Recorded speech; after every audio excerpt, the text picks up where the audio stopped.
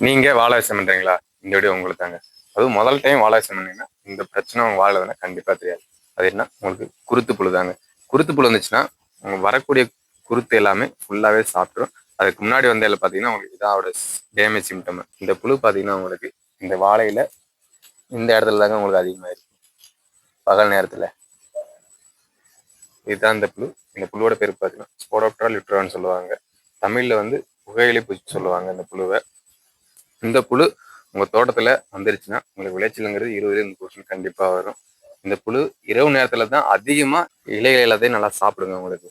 இதை நம்ம எப்படி கண்ட்ரோல் பண்ணலாம்னா பயாலஜி மெத்தட்லையும் கண்ட்ரோல் பண்ணலாம், கெமிக்கல் மெத்தட்லையும் கண்ட்ரோல் பண்ணலாங்க. நான் சொல்லக்கூடிய அளவு வந்து 10 லிட்டர் டேங்க் சொல்றேன், மறக்காம நோட் பண்ணி வச்சுக்கோங்க. பயாலஜிக்கல் மெத்தடில் போனீங்கன்னா விவேரிய பேசியானா டேங்குக்கு 50 மில்லி கொடுங்க. மெட்டாரேசி அனிசபிளி அது கூட சேர்த்துக்கோங்க, அதுவும் 50 மில்லி சேர்த்துக்கோங்க.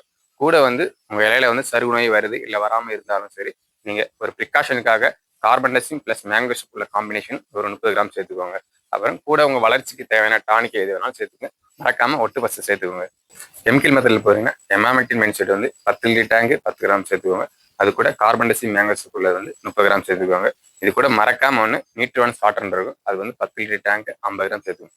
இதுவும் நீங்க சேர்த்துக்கிறதுனால உங்களுக்கு இலையோட வளர்ச்சி நல்லா இருக்கும். அது மட்டும் இல்லாமல் நம்ம கொடுக்கக்கூடிய கெமிக்கலோட மருந்தோட எஃபெக்ட்ங்கிறது உங்களுக்கு 14 டேஸ் இருக்கும். இந்த மாதிரி இருக்கும்போது உங்களுக்கு வாழை நல்லா செல்லும். அடுத்த விட பொறுத்து உங்களுக்கு பார்க்கறதுக்கு அந்த அளவுக்கு அழகாவே இருக்கும். இந்த வீடியோ பிடிச்சிருந்தா லைக் பண்ணுங்க. மறக்காம ஒரு வாழை விவசாயம் பண்ற விவசாயிகளுக்கு இந்த வீடியோ ஷேர் பண்ணிட்டு போங்க.